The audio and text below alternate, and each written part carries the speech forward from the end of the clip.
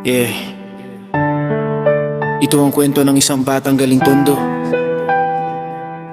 Lumaki sa hirap, nadapa, nakulong, pero patuloy pa rin lumalaban.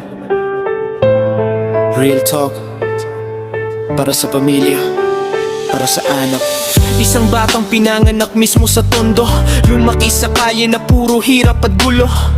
Walang pera pero puno ng pangarap, kahit wasak minsan pilit pa ring lumalakad. Ama ko'y simpleng kargador lang noon, kayod araw gabi kahit pagod sa maghapon, para may lapag na pagkain sa lamesa. Kahit hirap buhay di kami pinabayanan niya. Nanay ko naman walang sawang nag-alaga, kahit kapos kami ramdam ko pagmamahal niya.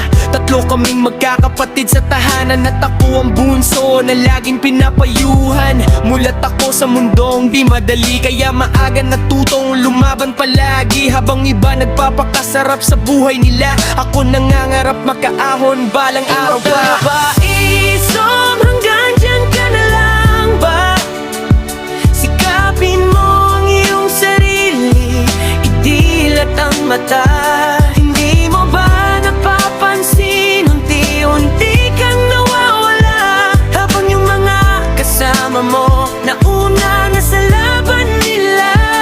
Ano ka ba, Esong? Gumising ka sa katotohanan. Buhay di puro tambay at puro yabangan. Kumilos ka habang may oras ka pa, baka isang araw lahat sila maiwan ka na.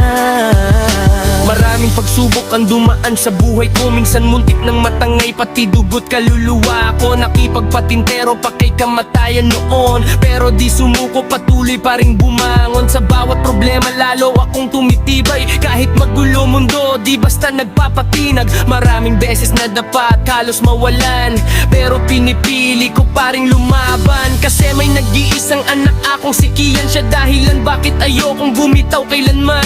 Tuwing nakikita ko yung ngiti sa kanyang mata, lahat ng parabdo darang nawawala. At sa asawa kong walang asawang sumusuporta, kahit anong hirap di niya ako iniwan basta.